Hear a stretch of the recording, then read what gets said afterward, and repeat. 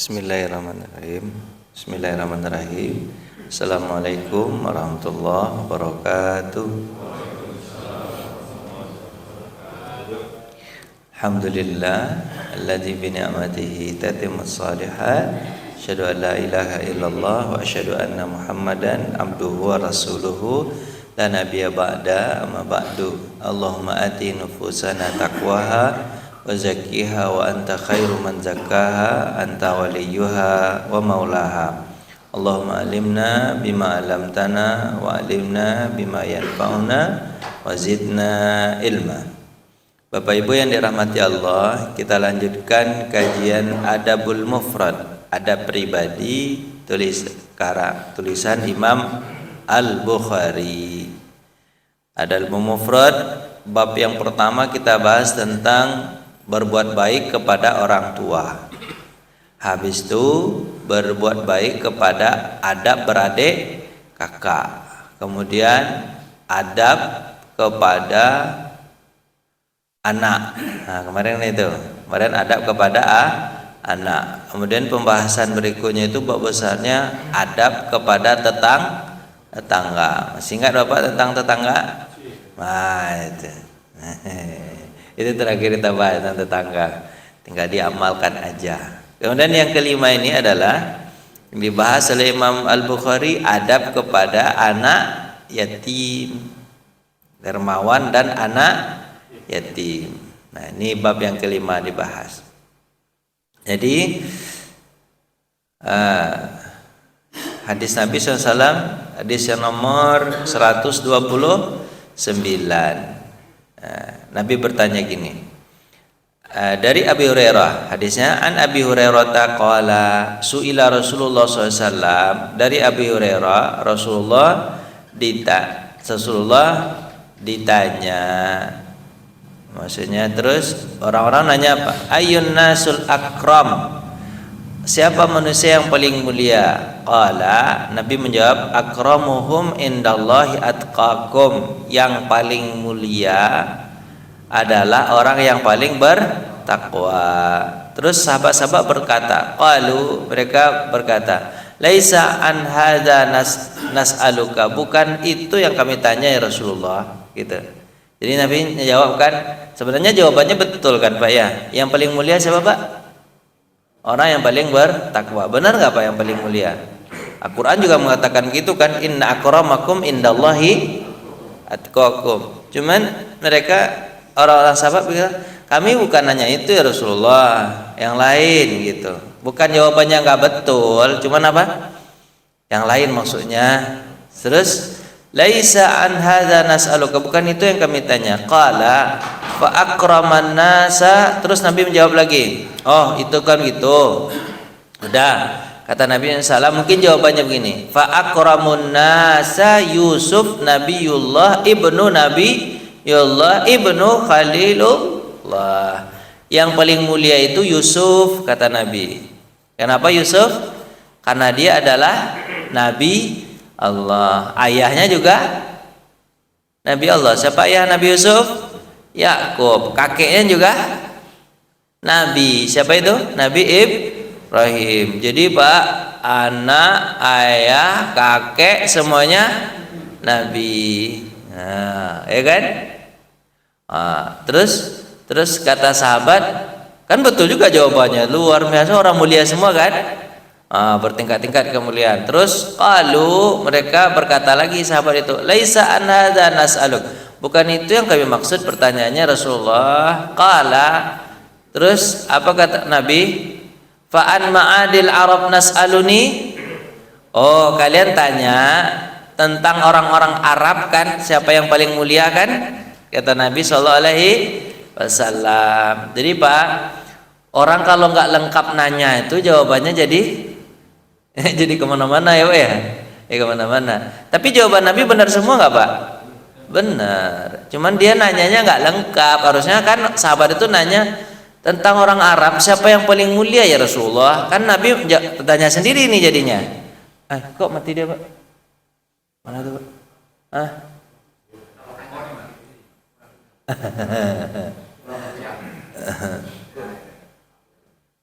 Oh gitu.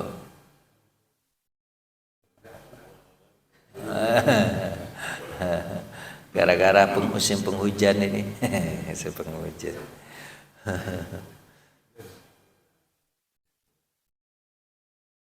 Lanjut aja deh Pak ya. Terus fa'an ma'adil Arab nas'aluni, mungkin kalian tanya tentang orang Arab kan, kata Nabi SAW. Apa jawaban mereka? Qalu na'ama, yaitu kata Nabi kata mereka. Apa kata Nabi? Fa khiyarukum fil jahiliyah khiyarukum fil Islam idza faqihu. Sebaik-baik kalian orang Arab adalah ketika jahiliyah dia apa Pak? Orang baik, ketika jahiliyah dia menjaga orang baik, kemudian ketika dia Islam pun tetap jadi orang baik. Nah, itu yang disebut dengan apa Pak?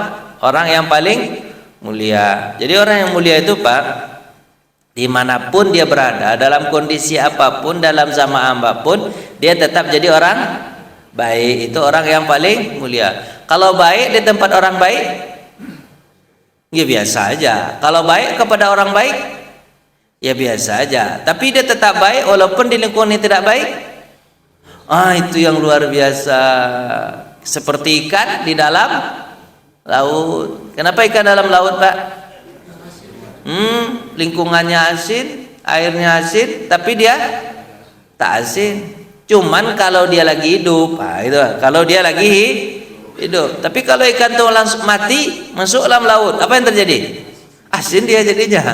Makanya Pak, kalau ada orang yang orang yang hidup itu harusnya tidak terkontaminasi. Tapi kalau terkontaminasi, ibaratnya dia sudah asin, sudah mati, udah asin, udah meninggal dunia Pak, terkontaminasi. Jadi kalau orang hidup itu dia punya idealisme. Itu hadis ini diawali dengan itu Pak. Hadis itu artinya apapun yang terjadi tetap jadi orang baik. Itulah orang yang paling baik. Yang paling baik itu apapun yang apa Pak? Idealisme. Harusnya oh begitu Pak ya. Oh iya ya. Bapak ini logatnya logat Padang semua. Saya kalau ini kan ada kan apa kan, kalau saya manggil kan Pak Endang apa? Pak Endang kata saya. Enggak kata Pak Endang, Endang katanya. Endang tulisannya Endang, marah. Hah? Iya Endang. E-nya itu harus jelas Pak. E-nya harus jelas Pak. Idealisme. Jangan me. Ya. Lama-lama nanti bisa. Orang Padang lidah orang Padang. Jadi itu loh Pak. Lanjut. Ada berikutnya. Ini An-Munzir As-Suri, ini diawali hadis ini tentang ini Pak. Setelah itu baru tentang anak yatim. Apa itu Pak? An-Munzir As-Suri an Muhammad bin Ali an Hanafiyah. Beliau mengatakan, tapi ini enggak hadis sebenarnya. Ini adalah ayat Al-Qur'an. Tapi dia menyatakan begitu, hal jazaul ihsan illal ihsan. Tidak ada balasan kebaikan kecuali kebaikan pula. Jadi Bapak kalau baik kepada anak yatim, berarti nanti dia juga akan mendapatkan kebaikan. Ini kan ceritanya akan hadis mengawali sebelum hadis-hadis tentang anak yatim. Pokoknya kapanpun dan dimanapun berada tetap harus baik. Baru hadis tentang anak yatim. Teman orang yang memberi nafkah kepada anak yatim. Ini hadisnya. An Nabi Hurairah radhiyallahu Nabi sallallahu alaihi wasallam as-sa'i alal armalah. Orang yang apa tuh?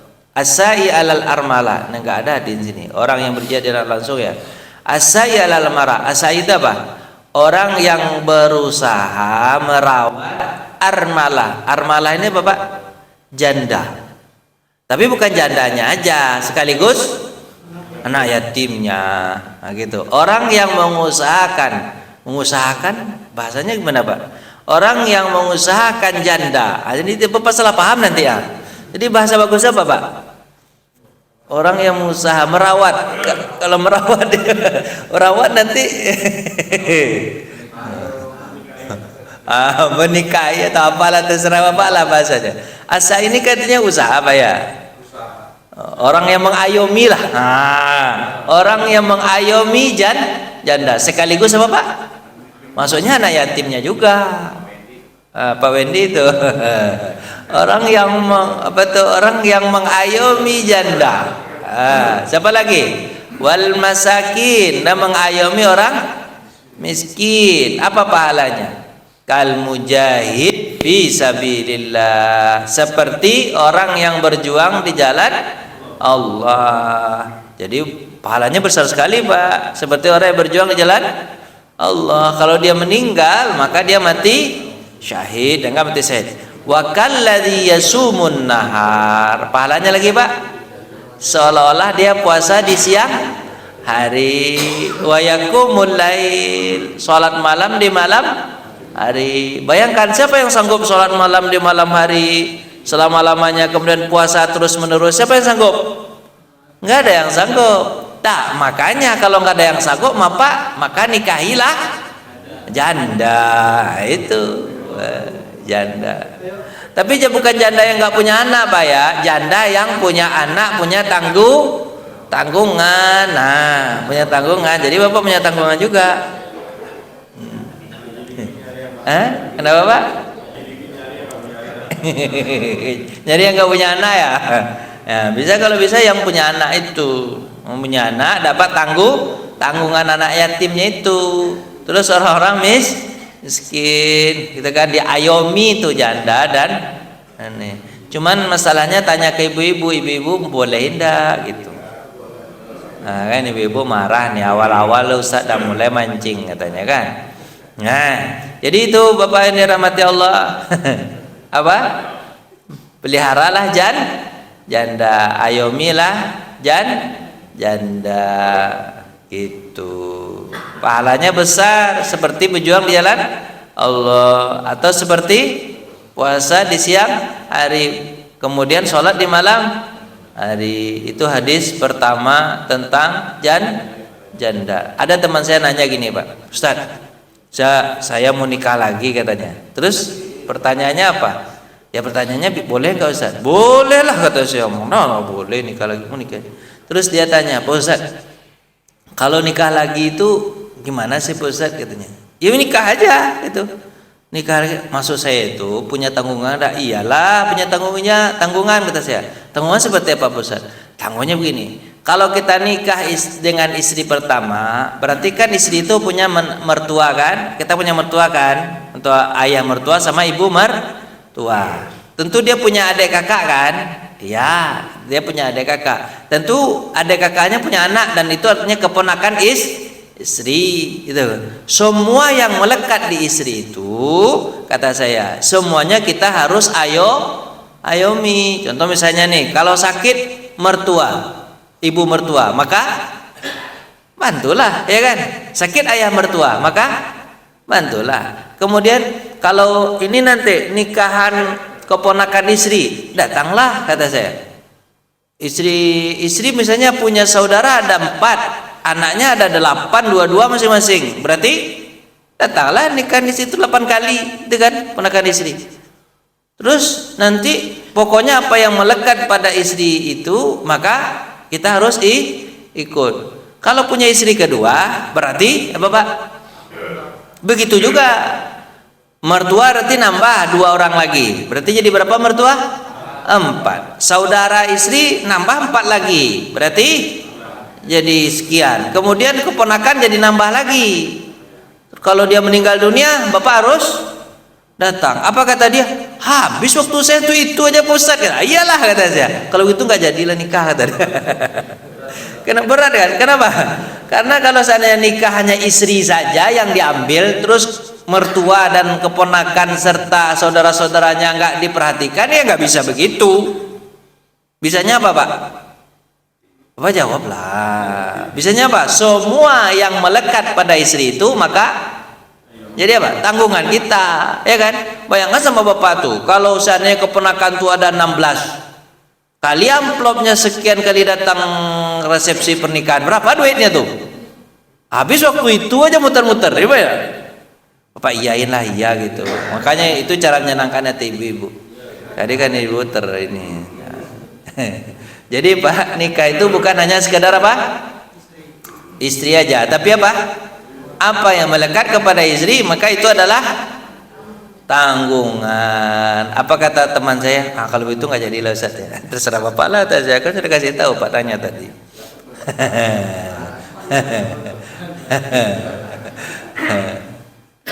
Lanjut, hadis keberapa nih? Hadis keberapa? Babnya ke-74, tapi hadisnya berapa nih? 132. Ini Pak. An Aisyah, dari Aisyah, zaujun Nabi SAW, istri Nabi SAW, qalat, berkata, ja'ani imra'atun ma'aha ibnatani laha, telah datang kepadaku seorang perempuan, dia membawa 2 orang anak. Fasa'alatni falam tajid indi illa tamratan wahidatan, dia minta sesuatu kepadaku, tapi aku tidak punya kecuali hanya 1 butir kurma. Jadi berarti Aisyah nggak punya makanan juga, hanya punya 1 butir kurma, berarti miskin juga. Masa Bapak di rumah Bapak ada beras 1 butir? Lebih mungkin. Kurma 1 butir? Lebih mungkin. Ada Pak, saya sarankan sama Bapak untuk ini nih, Bapak belilah kurma Pak sekarang. Kenapa? Karena katanya nih sekitar akhir-akhir Desember ini akan terjadi bencana besar di daerah, di peramalan cuacanya, bukan ramalan ya, perkiraan cuacanya itu kan yang terjadi di Sumatera Barat itu kan ada angin angin yang kuat, kemudian bawa hujan lama, beting beliung, segala macam, hujannya lama segala macam, kemudian jadi banjir. Kan orang Sumatera Barat kan ini Pak, kelaparan Pak. Kelaparan itu gimana? Ya namanya juga banjir. Kalau gempa dulu tahun 2009, saya tahu tuh Pak, gempa tahun 2009 itu barang-barang kita yang ada di rumah itu masih bisa diselamatkan. Mobil kita masih ada, walaupun penyot-penyot gitu Pak ya. Terus misalnya lagi kompor, gasnya masih ada di situ, walaupun rusak, tapi masih bisa diselamatkan, disisihkan, masih bisa diambil barangnya. Tapi kalau banjir, kemana perginya mobil kita nggak tahu. Mobil, kompor, kalaupun ada di situ, tapi udah nggak bisa dipakai. Kenapa Pak? Makanya Pak nggak bisa masak mereka. Kenapa nggak bisa masak Pak? Ya habis semua, habis semua. Terus bantuan yang patut untuk mereka itu bukan Indomie. Kenapa? Susah masak. Masak pakai apa? Mungkin masak pakai kayu, mungkin bisa ya. Kayu kan banyak ya. Oh iya, kayu kan banyak. Kayu kan banyak. Bisa juga ya. Hujan bayu basah ya. Kayu gelondongan segede-gede itu, ya kan? Gimana cara membakarnya segede-gede itu, ya? Ya. Terus pokoknya mereka susah, makanya makan bantuan untuk mereka itu adalah makanan yang langsung dimakan. Seperti apa? Roti, tapi cepat itunya, basinya. Apa Pak? Kurma. Kenapa kurma Pak? Itu tanaman. Makanya benar hadis Nabi SAW. Nanti suatu bencana itu, maka setiap rumah itu kalau bisa menanam 1 pohon kurma. Cuman di kita agak susah, kan? Pohon 1 kurma untuk apa Pak?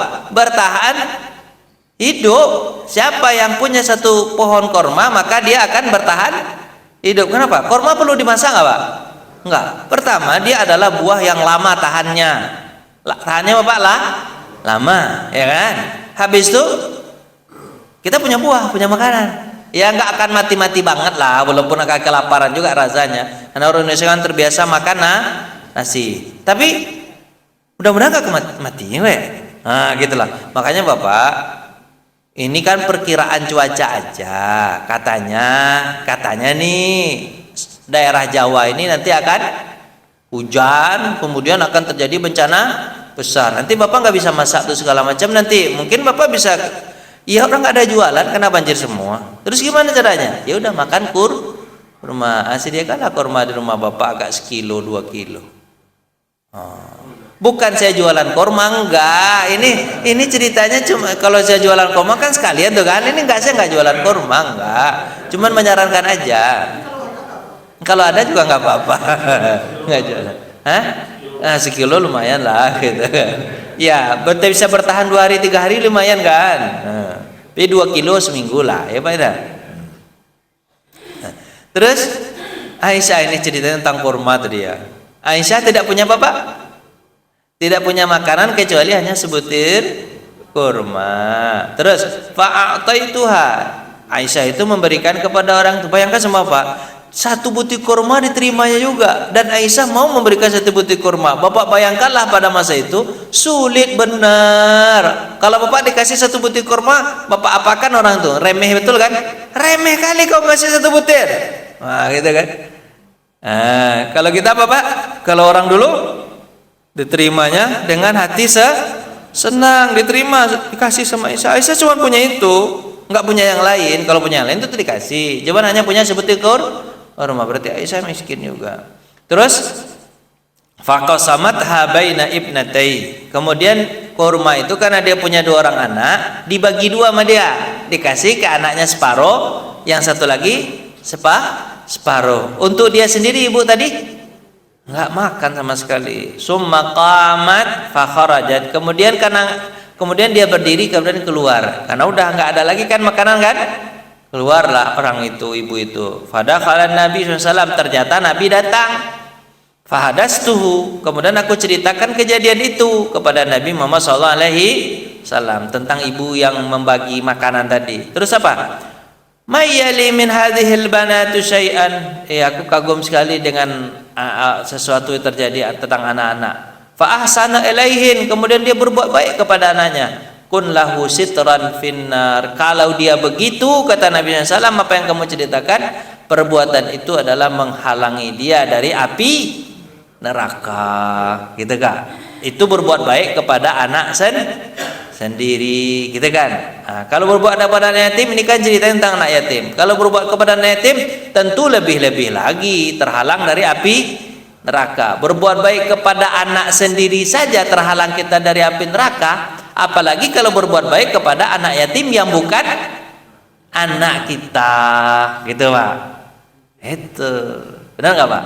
Makanya Bapak, kata Nabi nanti sebaik-baik rumah adalah di dalamnya ada anak yatim. Ada Bapak? Anak yatim. Kemudian dia mendidik anak yatim itu dengan pendidikan yang baik. Itu kata Nabi. Jadi Pak, rumah yang paling baik itu bukan rumah yang macam-macam ini itu. Tapi rumah yang paling baik apa Pak? Yang ada anak yatim. Pak, sekarang gini Pak. Mohon maaf nih. Ini mau maaf aja nih, mau maaf. Kalau ada yang tersinggung, mau maaf. Ada yang tersinggung nggak ya? Enggak, belum disebutkan ya. Nah, gini Pak.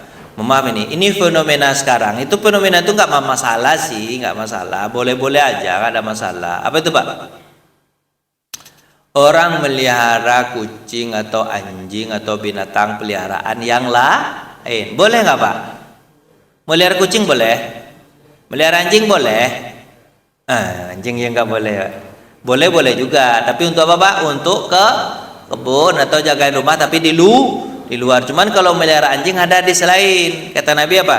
Siapa yang memelihara anjing, maka pahalanya dikurangi 1 kirot setiap hari. Setiap hari kurangnya berapa Pak? 1 kirot. Kata Nabi, tahukah kamu 1 kirot itu berapa? 1 kirot itu adalah sebesar bukit Uhud. Jadi kalau kepengen kalau kepengen melihara anjing juga dan tidak tekor setiap hari, maka harus cari orang meninggal.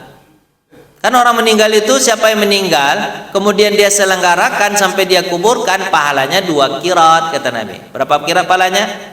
2 kirot. Tapi Pak cari orang meninggal tiap hari. Mana orang meninggal? Saya selenggarakan sini biar dapat pahala 2 kirot. Kan untung Bapak, masih untung Bapak 1.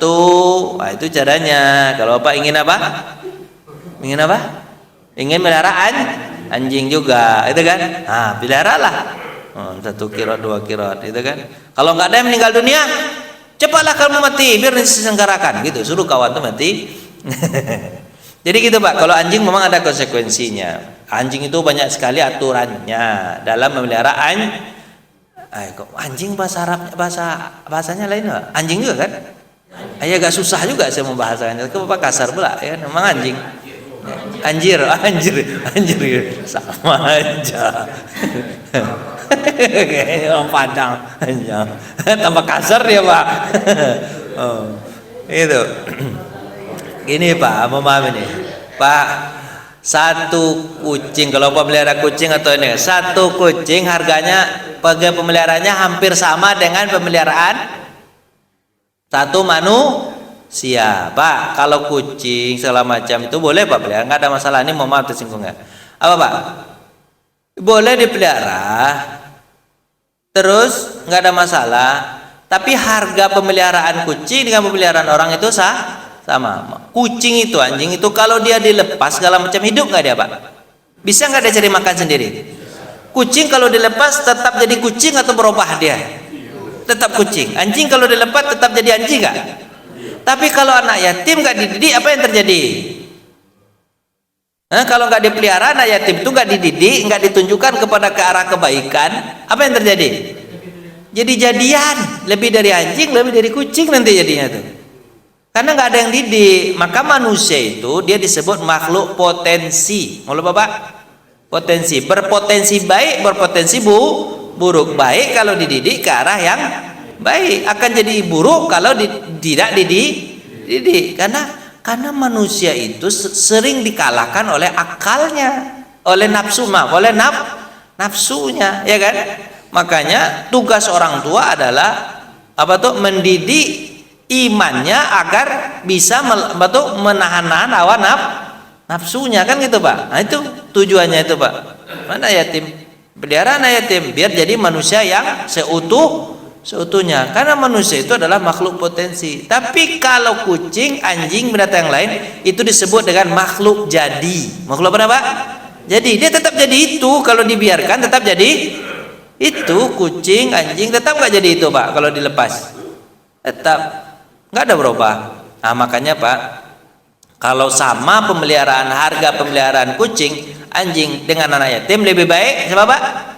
Anak yatim, gitu nggak Pak? Oh gitu.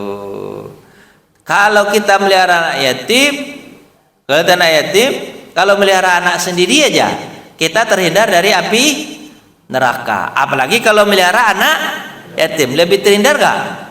Ya, lebih terhindar. Kenapa? Karena dia adalah manusia yang nanti akan merawat dunia. Pak capek nggak? saya takut harus nanya-nanya terus sama Bapak. Ini hadisnya baru situ. Lanjutkan. Lanjut. Nanti Bapak tanya ya. An Ummi Sa'id binti Murrah Al-Fihri an abihi anin Nabi SAW, dari Nabi SAW. Hadisnya sangat terkenal nih. Ana wa kafirul yatim fil jannah kahataini. Saya dengan orang yang merawat menanggung anak yatim di surga seperti ini, kata Nabi. Seperti apa?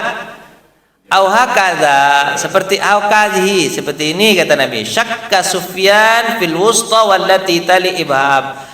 Sufyan itu mengira ini antara jari telunjuk dengan jari tengah. Gini dengan Nabi nanti di mana? Di surga. Berarti dekat nih surganya, jadi teman akrab Nabi. Berarti surganya tinggi Pak ya. Surganya dekat dengan surga Nabi, segini surganya. Siapa itu?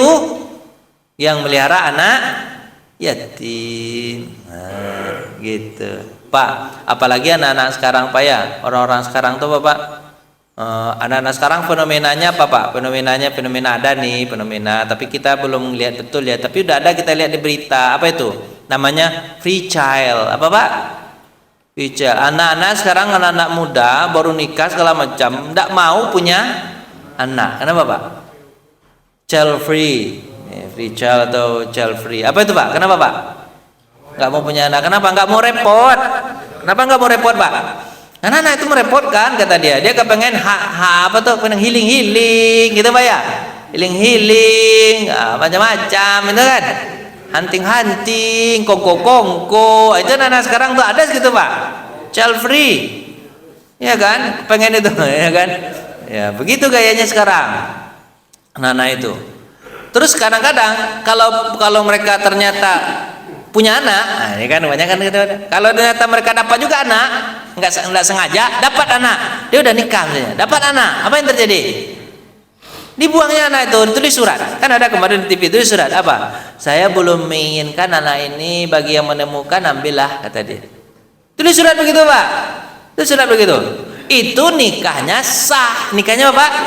Sah. Apalagi kalau tabrakan. Tabrakan bahasa lainnya apa Pak? Apa Pak? Tabrakan apa Pak bahasa lainnya? MBG, MBA. Married by accident. Itu married juga namanya. Married juga. Pokoknya zina lah bahasanya, bahasa kata zina. Zina. Kemudian apa? Lebih dibuang lagi kan anak itu kan. Orang yang nikah, anak-anak yang nikah secara sah aja anak itu nggak mau, dia mau. Maka siapa yang punya tanggung jawab begitu Pak? Kalau gitu Pak? Ya kita lah. Yang apa Pak? Yang apa? Itu tanggung jawabnya di situ karena banyak orang yang buang anak. Sekarang udah banyak kejadian gitu, buang anak. Maka anak itu dianggap anak yatim. Yatim itu sebenarnya apa sih Pak? Yatim itu kan kalau memang definisinya mata abuhu, meninggal ayahnya. Tapi sekarang ayahnya ada, ibunya ada, tapi dia nggak dirawat. Apakah dia sama seperti anak yatim? Bisa diumpamakan sama. Kenapa? Karena dalam bahasanya itu Pak, bahasa dari lughahnya. Kalau yang tadi istilah kan mata abu, apa itu yatim? Mata abu, yang meninggal bapaknya. Tapi kalau dalam bahasa yatim itu bahasanya arti letterleknya itu adalah patah tulang punggungnya. Kasaro apa bahasanya itu? Patah tulang punggungnya itu isinya. Apa Pak? Dal'u itu. Kasaro dal'u, patah tulang punggung. Jadi yatim itu bahasanya Pak, diterjemahkan ke bahasa Arab lagi, patah tulang punggungnya. Artinya apa? Tidak ada orang yang mengusahakan dia. Jadi kalaupun ayahnya ada nih, kalaupun ayahnya ada, pemahamannya, kalaupun ayahnya ada, ibunya ada, tapi tak peduli kepada dia, maka dia bisa dianggap yatim, walaupun bukan yatim secara hakiki, yatim secara majazi. Kalau di Arab meninggal bapak, memang anak itu jadi kocar kacir, nggak punya ini. Kalau di Arab kan yang bertanggung jawab siapa? Bapak, ya kan? Kalau di Arab, kebiasaan Arab. Tapi kalau di kita nih, Sumatera Barat lah contohnya, di Paris, Periaman sekitarnya. Kalau meninggal ayahnya Pak, masih hidup ibunya, anak itu mesti terjaga, karena ibu bertanggung jawab. Karena di Paris, kampung saya itu, Periaman sekitarnya, apa itu kampung saya itu? Masih disebut dengan Bundokan Duang. Oh Pak, dia masih apa tuh? Masih dijaga itu. Kalau meninggal ayah, ibu masih hidup, anak insya Allah terjaga, ya kan? Di sini juga begitu kan? Meninggal ayah, ibu masih ada, anak tetap terjaga. Tapi kalau meninggal ibu, ayah masih hidup, anak kocar kacir, siapa yang jaga? Bapaknya jaga, neneknya yang jaga. Itu kalaupun ada neneknya, ya kan? Kalau neneknya udah nggak ada, kemudian ayahnya menikah lagi, disebutlah dengan istilah apa tuh, ibu tiri lebih kejam daripada ibu kota.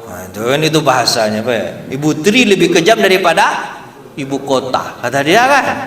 Itu yang terjadi. Kalau pakai ibu tiri gitu kan. Makanya kalau meninggal ibu, kalau istilahnya di sini, kalau secara adat nih, meninggal ibu itu lebih parah buat anak ketimbang meninggal ayah. Serius. Makanya ibu jangan meninggal, bapak boleh meninggal. Serius. Kayak begitu jadinya. Kalau bapak meninggal, anak masih terjaga apa? Insya Allah. Kalau bapak meninggal, anak masih terjaga nggak? Ya, masih terjaga. Jadi Pak, jika seandainya kita melihat anak yatim, yang kita katakan anak yatim adalah yang meninggal Bapak, bapaknya, ya kan? Ternyata ibunya masih mengayominya, itu alhamdulillah. Tapi ada yang meninggal ibunya, kemudian bapaknya masih hidup, anak itu seolah-olah antara mati dan hidup, maka kasihlah bantuan. Karena dia ibarat yatim secara majazi. Atau mungkin ada ayah, ada ibu, tapi tidak dirawat, berarti yatim secara majazi. Karena tulang punggungnya yang tulang punggungnya yang patahnya, dia hidupnya tidak tidak bisa tegak hidupnya gara-gara orang tuanya tidak peduli. Nah, itulah bahasa yatim. Jadi kan yatim itu memang kalau secara hakikinya meninggali bapaknya, tapi secara majazinya apapun yang tidak kalau dia hidupnya tidak tertanggung, maka dia bisa diibaratkan yatim secara majazi. Nah, itulah Pak. Makanya Pak kalau ada anak-anak begitu Pak peliharalah, ya Pak ya. Benar nggak Pak? Pak, tanyalah Pak. Habis waktu kita nih, tanyalah. Nah, kan nggak ada lagi yang nanya nih, gimana caranya nih? Lanjut aja lah kalau gitu. Mudah-mudahan ntar lagi bunyi ini. Hah? Pak Raja, tanyalah Pak Raja. Pak Marno. Oh, Pak Marno balik-balik dia. Pak Marno ada istrinya Pak, kasihan nanti. Lanjut pertanyaan. Pak Raja juga ada ya. Hati-hati nanya Pak, hati-hati. Hah? Raja biasa nanya. Pak Raja ada nanya nggak Pak Raja? Oh, belum ada. Lanjutlah kalau gitu. Kalau Pak Raja aja belum, berarti yang lain apa lagi? Anil Hasan. Dari siapa Pak? Dari Hasan. Anna yatiman kana yahduru ta'aman Ibnu Umar. Nah, ini apa yang dilakukan oleh Ibnu Umar ya Pak? Ada anak yatim selalu datang makan bersama Abdullah bin Umar. Abdullah bin Umar begitu, walaupun dia tidak melihara anak yatim, kan ada juga orang yang nggak bisa memasukkan anak yatim ke dalam rumahnya, mungkin karena ini karena itu. Tapi kalau untuk masalah makan mengayomi, dia tetap mengayomi. Sebaiknya si anak yatim itu dimasukkan ke dalam rumah. Sebaiknya anak yatim itu dimasukkan ke dalam rumah, kan dididik bagus itu Pak ya. Tapi kalau nggak sanggup, paling kurang seperti apa Pak Abdullah bin Umar ini, anak yatim itu tetap di rumah dia sama neneknya, sama ibunya, nggak bisa dirawat, ibunya juga nggak bisa dinikahi jandanya, mungkin kenapa Pak? Satu dan lain hal gitu kan, nggak bisa dinikahi, terus gimana? Ya udah anak yatimnya disuruh datang ke rumah, ngapain Pak? Pada abi ta'amin zata yaumin, pokoknya kalau ada makan di suatu hari pasti dipanggil anak. Kalau mau makan Pak, Abdullah bin Umar manggil apa Pak? Yatim, yuk makan. Nah, fatalaba yatimahu falam yajid. Ketika itu dia cari-cari anak yatim, tapi enggak dia temukan. Entah kemana lah anak yatim itu pergi. Mana lah anak yatim? Dia mau makan nih. Jadi dia enggak akan makan kecuali bersama anak yatim. Faja'a ba'da ma faragha Ibnu Umar. Ketika Ibnu Umar makan sendiri, sudah selesai dia makan, fada'alahu Ibnu Umar bita'amin lam yakun indahum. Datanglah anak yatim yang dipanggil tadi, ya kan? Tapi dia tidak punya lagi karena makanan sudah habis. Faja'a bisawikin wa asal. Akhirnya dia carikanlah. Dicarikan Pak, kan udah habis makanan loh. Anak yatim datang. Pak, saya belum makan. Kamu tadi saya cari tak ada. Kata siapa? Abdullah bin Umar. Makanan udah habis. Tapi tunggu dulu nih. Akhirnya dia mencari Pak sawik. Sawik itu apa Pak? Tepung gandum. Jadi kalau kita tolti pakai tepung gandum Pak, kalau tepung gandum ini ibaratkan orang Arab kalau makan tepung gandum, roti tepung gandum itu Pak, ibarat makan nasi padang itu. Nasi padang itu. Tapi kalau makan kurma, kan makanannya kurma kalau nggak gandum Pak ya. Kalau kurma itu ibarat nasi uduk itu. Di bawah nanti Bapak tersinggung pula. Di bawah nasi padang apa Pak? Nasi rames. Gitulah, terserah Bapak, ya nasi uduk aja lah Pak, yang mudah.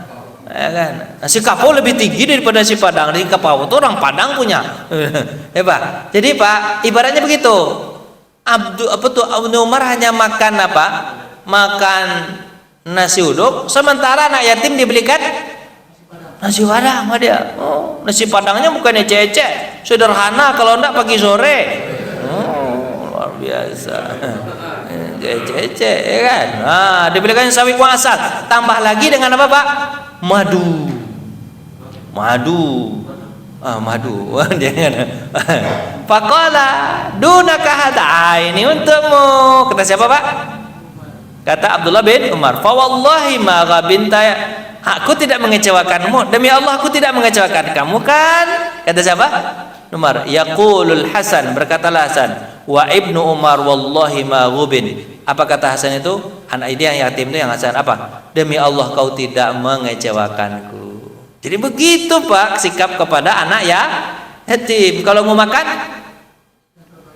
kalau makan kasih yang terbaik. Kalau makan panggil anak-anak ya yatim sekalian dengan jandanya. Mana tahu jandanya nanti senang sama bapak. Sah kan? Sah, itu panggil mereka untuk makan gitu. Ya Pak ya? Nasi mandi, apalagi pakai apa? Pakai kambing. Wih, apa makanan kita hari ini? Kayaknya nasi mandi tuh. Gitu Pak. Jadi Abdullah bin Umar melihara anak ya yatim. Benar Pak ya? Alhamdulillah Pak Haji. Alhamdulillah Pak Haji Atma nih. Masyaallah. Waalaikumsalam warahmatullahi wabarakatuh. Ini kan kajian Pak Ustadz. Ya.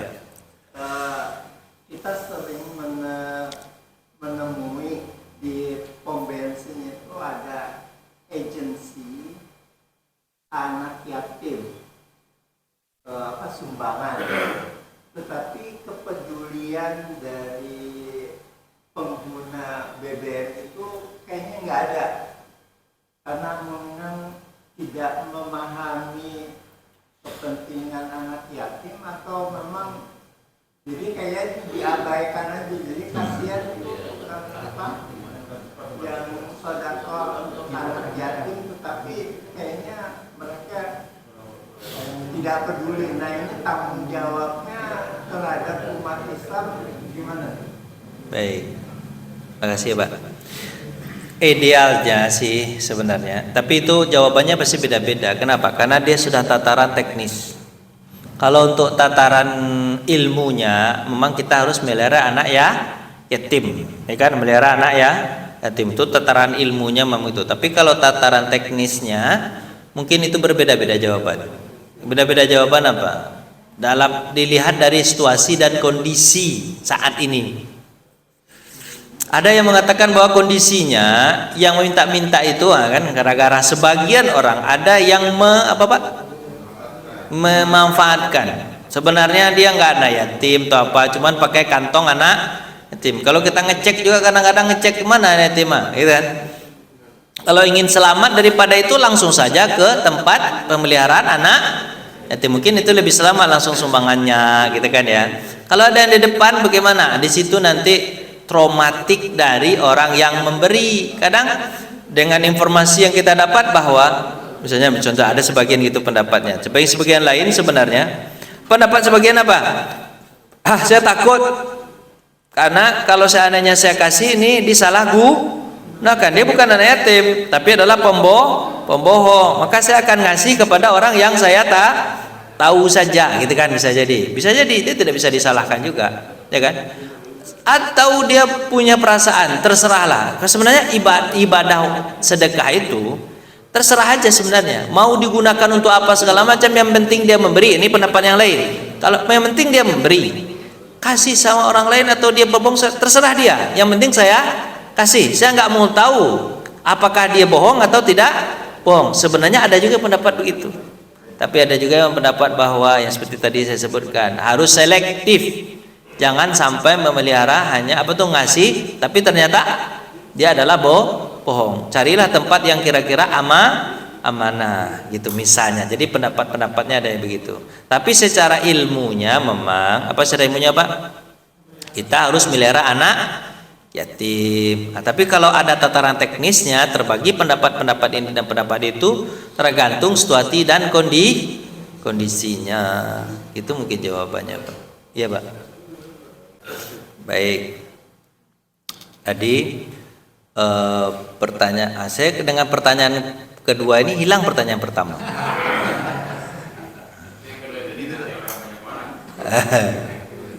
Apa tadi yang pertama Pak? Oh ya, apa maksud dari begini? Maksudnya dari begini adalah dekat nanti dengan Nabi Muhammad SAW. Artinya pahalanya melihara yatim itu apa Pak? Besar sekali, hingga surga dia dengan Nabi itu dekat, walaupun tidak sama. Misalnya nih, yang paling bagus tinggal sekarang Pondok Indah mungkin kan? Di samping-samping Pondok Indah apa Pak? Pondok Pinang, di Pondok Pinang gitu. Ya Pondok Pinang lah. Ya Pondok Pinang. Tapi kan dekat dengan Nabi kan. Tapi jauh bedanya. Pondok Pinang gimana Pak? Tolonglah Pak. Iya sih Pondok Indah memang Pondok Pinang Pak. Tapi jangan begitu betul. Yang lain lah Pak. Pegang Pondok Indah lah Pak ya. Apa kompleknya Pak? Ada ceramah Pak. Iya sering Pondok Pinang. Iya benar ya Pondok Indah. Tapi nggak cocok ya Pak contohnya ya. Terus pokoknya dekatlah dengan Nabi, pahalanya apa Pak? Besar. Itu maksud juga dorongan kepada orang agar memelihara anak yatim. Terus yang kedua, kan katanya dalam surah An-Nisa itu fankihu ma tabalakum minan nisa masna wa sulasa wa ruba'. Gitu kan? Nikahi yang kedua, ketiga, keempat itu apakah harus janda? Jawabannya enggak harus janda. Ya kan? Enggak harus janda. Gadis juga boleh, ya kan? Gadis juga boleh. Tapi tentu melihat keutamaan-keutamaannya, gitu kan? Keutamaan-keutamaannya. Tentu kalau kita menikahi janda, tentu pahalanya lebih besar daripada menikahi gadis. Kenapa? Kalau janda itu dinikahi, dia punya banyak tanggungan, dan tanggungan menjadi tanggungan kita kan. Makin berat tanggungan, makin besar pahalanya. Ya kan? Lebih besar pahalanya kan tanggungan, ya kan? Kalau gini Pak ya. Jadi gini nanti menjadi Pak Ibu, tentang masalah ayat itu, hadis itu memang dilihat dari situasi dan kondisi juga, zamannya juga. Kalau dulu misalnya Pak, nikah banyak itu memang kondisinya begitu. Kakek saya nikahnya 3 Kak. Istri kakek saya 3 nggak salah. Nenek saya juga 3 suaminya. Tapi kan udah meninggal. Kan orang pada masa apa Pak? Masa perang. Meninggal 1, ganti 1 lagi. Meninggal 1, ganti 1 lagi. Jadi 3 jadinya. Ya kan? Begitu juga laki-laki nikah kepada banyak istri itu biasa dulu. Kenapa biasa dulu Pak? Karena banyak sekali laki-laki yang ikut perang kemudian meninggal dunia. Sementara kondisi ketika itu tidak aman. Perempuan butuh perlindungan. Maka melindungi itu siapa? Yang laki-laki. Kalau perempuan mencari uang ketika itu sulit dan tidak aman di luar. Maka laki-laki lah yang mengayominya. Maka ketika itu nikah banyak menjadi hal yang biasa. Tapi kalau sekarang kondisinya aman. Kondisinya Bapak? Aman. Kondisi Bapak aman. Perempuan kalau keluar rumah dia bisa mencari uang, nafkah segala macam, gitu kan? Nafkah segala macam. Makanya sekarang agak diapain orang tuh ya?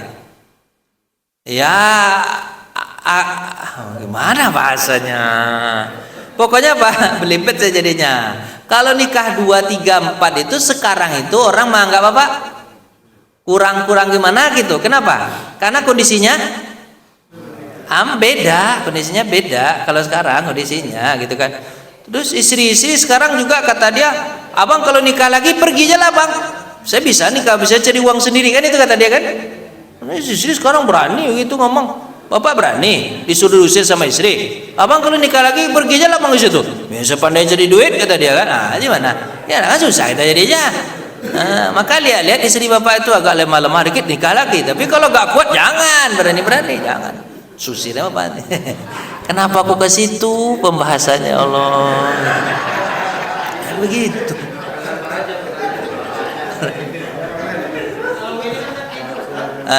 Kalau ini nggak tidur kan jadinya kan?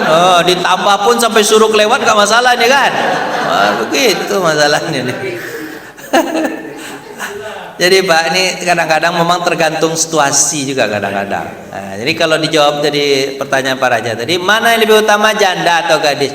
Sebenarnya terserah, Allah tidak menentukan janda atau Hadis. Tapi mana tanggungannya yang lebih berat, itu yang kita nikahi, itu yang lebih utama. Kalau janda tentu tanggungannya berat. Jandanya itu bukan jangan yang nggak punya anak, yang punya anak kalau bisa 9 anaknya. Ya kan Pak besar kalah 9 anak tuh. Oh, gede wala ya. Hah? Dengerin. Ada situasinya begitu, Pak tanya, silakan Pak, silakan. Salam. Indonesia kan ada apa setika-tika. Orang tua adalah kawasan jalan juga kan. Ya. Mas jelas juga ada kan di jalan kan. Orang wanita. Dan sama di dulu gimana ya Pak? Ini ada kayak banknya.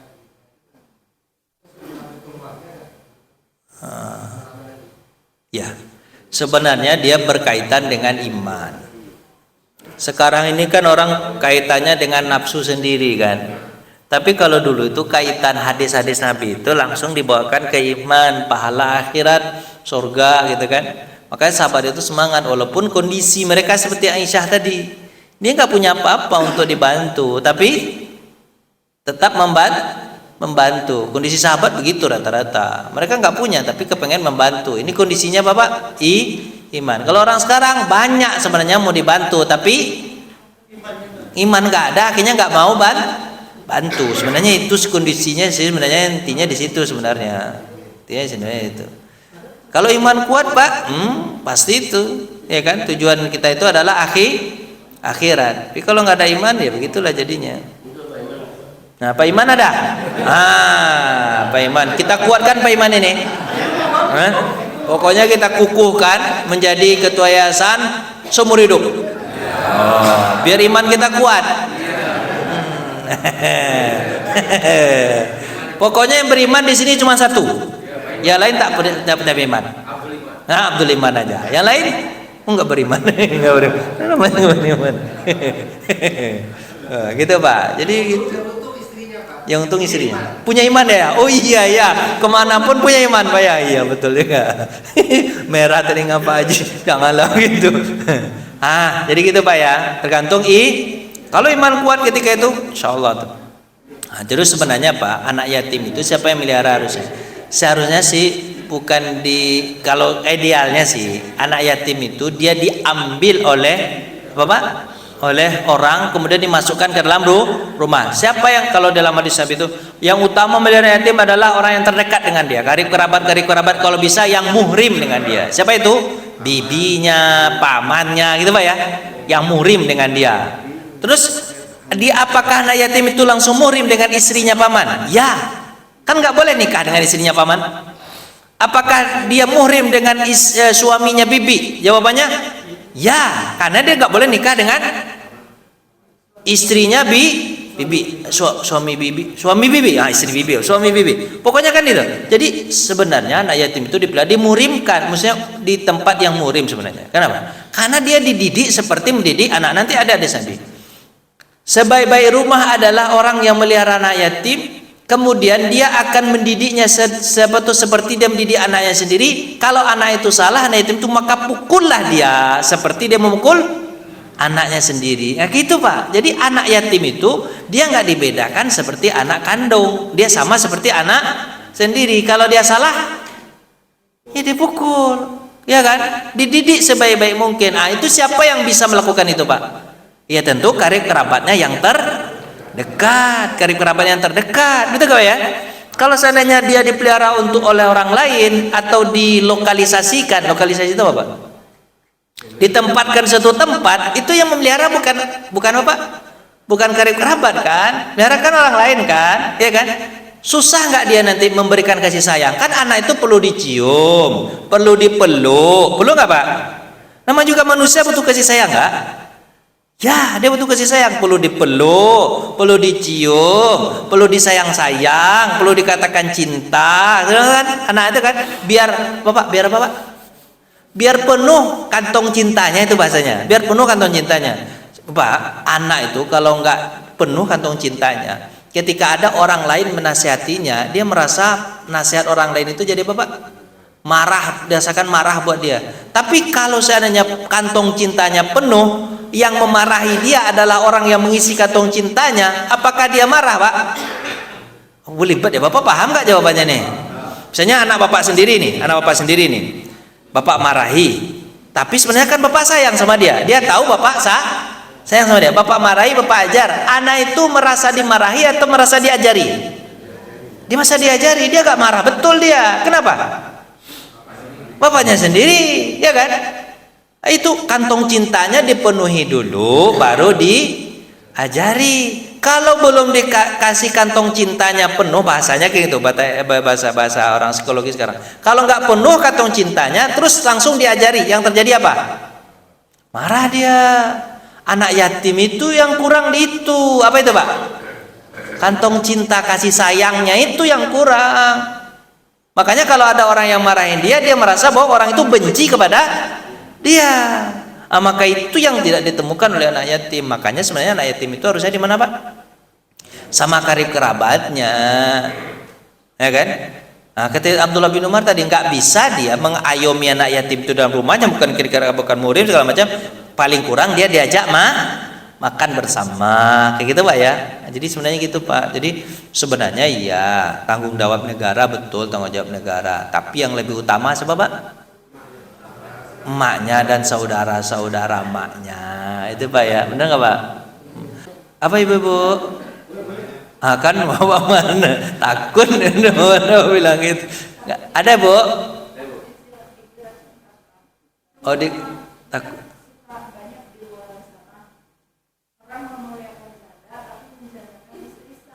Oh gitu. Aduh, parah ini. Gimana ini?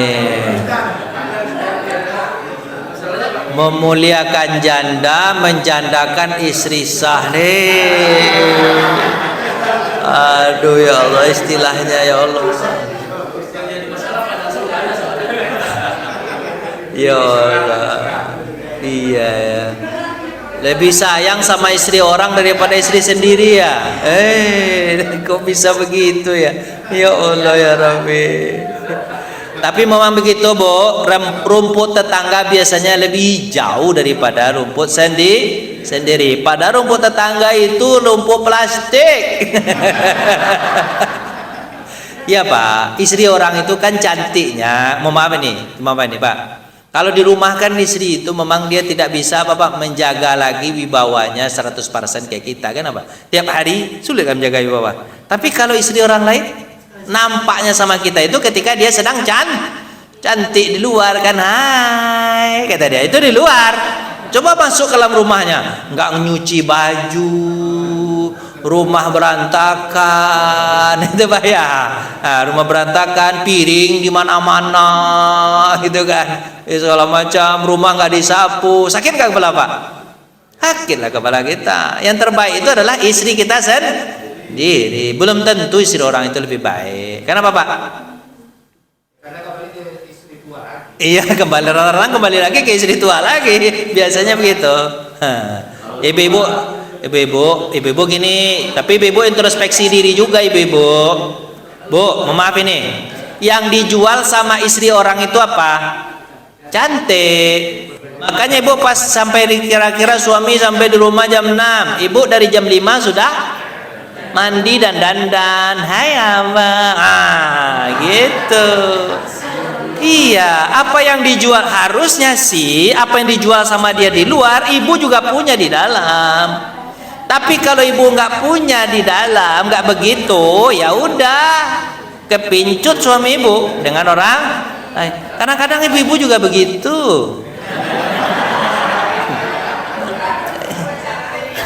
Jadi mohon maaf ini Bu, ini masalahnya. Oh biaya cantiknya nggak ada. Oh la ilaha illallah. Biaya cantiknya haruslah biaya cantik, kasihlah biaya cantik Pak. Nanti ibu-ibu nego nanti, Pak, cantik itu ada biaya. Cantik itu ada biaya, ya kasihlah biaya Bang, gitu. Nanti ibu minta ya. Ujung-ujungnya suami lagi yang susah. Tapi Bu, terus terang nih, suami itu kalau ibu betul-betul servis gitu di rumah, sumur, kasur, dapur, servis, pasti dia akan apa Bu? Pasti dia akan berpikir 5.000 kali untuk ngelihat istri orang lain. Tapi kalau servisnya nggak mantap di rumah, yaudah jalalatan dia ke orang lain. Jadi bolak-balik begitu aja Bu ya. Salah bisa di suami, bisa juga dari sisi istri. Ibu mudah-mudahan ya tidak janda sebelum waktunya. Nggak bisa ya? Oh iya ya, nggak bisa pakai apa namanya tuh skincare pakai BPJS, nggak bisa ya? Nggak bisa ya. Ya udahlah Ibu. Kalaupun nggak cantik wajah, paling kurang cantik iman, Ibu ya. Nanti ke iman lagi. Ibu, insya Allah Bu, kalau Ibu baik Bu, suami itu akan berpikir 5.000 kali untuk mencari yang lain. Tapi kalau tiba di rumah Ibu cerewet, suami itu pulang mencari ketenangan. Pas sampai di rumah ternyata nggak tenang juga. Di kantor dimarahi atasan, di jalan ditilang polisi, di rumah dicerewetin sama istri. Akhirnya pusing kan suami itu, bunuh diri dia akhirnya. Dia di rumah itu butuh ketenangan, ya kan? Sampai di rumah dia curhat, istriku aku ditilang polisi tadi. Tenang aja bang, nanti polisi itu kita tilang. Nah, itu balik ya. Ditenangkan dia marahin lagi. Jangan begitu Ibu ya. Pokoknya tenang-tenangkan jiwa suami itu. Rata-rata istri juga makin meluap. Iya. Apa hubungan mungkin makin berkurang segala macam. Nah, gimana caranya triknya Ustaz supaya rumah tangga itu lanjut sampai mati? Yang dilakukan oleh suaminya apa? Kalau kan tadi istri, ini suami dapur sumur kasur. Kalau laki juga udah nafsu gadang tenaga kurang Ustaz. Ya udah nggak bisa juga yang begituan. Apa nih caranya triknya menurut Ustaz supaya bukan hanya seks doang Ustaz? Jadi biar rumah tangga sampai nenek-nenek sampai mati urusan mereka. Tidak ada yang lain. Iya. Rumah tangga itu benar-benar damai, sakinah. Sakinah mawaddah warahmah. Suami, kalau dari sisi suami bagaimana cara melanggengkan hubungan dengan istri. Selalulah ingat-ingat suami itu bahwa istri itulah yang susah berjuang untuk suami. Jadi begitu Pak. Jadi kita sebagai suami jangan lupakan, ya kan? Yang paling tidak Allah suka itu apa Pak? Melupakan kebaikan orang lain kepada kita. Terutama kebaikan siapa Pak? Istri kita sendiri. Dia yang berjuang bersama kita dari nol. Sekarang kita udah kaya tuh kita tinggalkan. Itu harus kita ingat-ingat tuh Pak. Siapa yang melahirkan anak kita? Dia. Siapa yang merawat rumah kita? Dia. Siapa yang baik selama ini sama kita ketika kita susah? Siapa? Dia. Bapak harus ingat itu. Walaupun dia punya kekurangan segala macam gitu kan, bau ketek segala macam, ya nggak apa-apa lah. Cuman satu kekurangannya 1.000 kebaikannya. Saya dulu pernah ada pelatihan itu Pak. Pelatihan apa? Pelatihan Samara namanya, Sakinah Mawaddah Warahmah. Jadi pelatihan itu Pak, awal-awal nikah dulu. Apa itu? Pelatihannya itu adalah dikasih 2 kertas. 1 kertas tulis kebaikan pasangan. Alhamdulillah saya dapat kebaikan istri saya itu 40. Terus istri saya dapat kebaikan suami saya 72. Banyak kebaikan. Di mata dia memang istri itu lebih melihat kita itu lebih baik. Ya kan? Terus kertas kedua, tulis keburukan. Saya dapat keburukan istri itu sama saya 2. Istri itu dapat keburukan saya 1. Ternyata 1. Habis itu dibilang sama mentor itu apa? Coba bandingkan kebaikan dengan keburukan. Jauh lebih banyak kebaikannya daripada keburukannya. Tapi kenapa kok kita melihat buruknya? Buruknya cuma 1 atau 2. Kebaikannya puluhan. Harusnya tidak seimbang kalau kita membandingkan, ya kan? Membandingkan. Makanya apa? Kalau kita ingat keburukannya, maka ingat-ingat pula kebaikannya. Jadi untuk melanggengkan itu Pak, ingat-ingat kebaikan istri itu. Kebaikannya banyak nggak Pak? Banyak Bapak. Tapi ada juga istri Pak. Ada istri bilang apa? Nggak ada, suami saya baik Pak Ustaz, buruk semua. Serius Pak? Serius katanya. Serius, suami ini saya buruk semua. Saya tanya sama Bu, tanya, iya. Kalau ibu ini galon habis, terus yang ngangkatin air galon siapa? Suami, bukankah itu kebaikan? Oh iya ya, kebaikan ya. Lupa dia, maka harus diingatkan dengan kadang-kadang tuh. Lupa dia, kebaikan ya Ustaz. Iya. Bu, rumah ibu sekarang udah beli? Belum. Apa? Ngontrak. Yang ngontrakin siapa? Yang bayar siapa? Suami. Bukan itu kebaikan? Oh iya, kebaikan ya tadi kan. Nah, pokoknya bu, kalau ibu nanti kemana-mana yang bonceng siapa? Suami. Bukankah itu kebaikan? Oh iya, kebaikan. Baru ingat ya Pak, maka harus didetailkan kebaikan itu Pak, baru ingat. Bapak juga harus didetailkan kebaikan itu. Makanya di rumah Bapak tulis kebaikan istri, biar Bapak nggak lupa. Kebaikan istri 1, 2, 3. Jangan Bapak bilang apa? Istri saya nggak ada yang baik, buruk aja semua. Jangan bilang begitu. Coba ida. Yang masakin siapa? Yang masakin siapa? Bukankah itu kebaikan? Yang nyapu rumah siapa? Bukankah itu kebaikan? Tulis Pak, tulis. Biar Bapak ingat. Jadi untuk melanggengkan itu mah ingat-ingat kebaikan. Nah, udah ditutup layar berarti sudah selesai. Bapak banyak-banyak tanya Bapak. Mohon maaf kita tutup dengan baca alhamdulillah. Doa kafatul majlis. Subhanakallahumma bihamdika asyhadu an la ilaha illa anta astaghfiruka wa atubu ilaik. Assalamualaikum warahmatullahi wabarakatuh.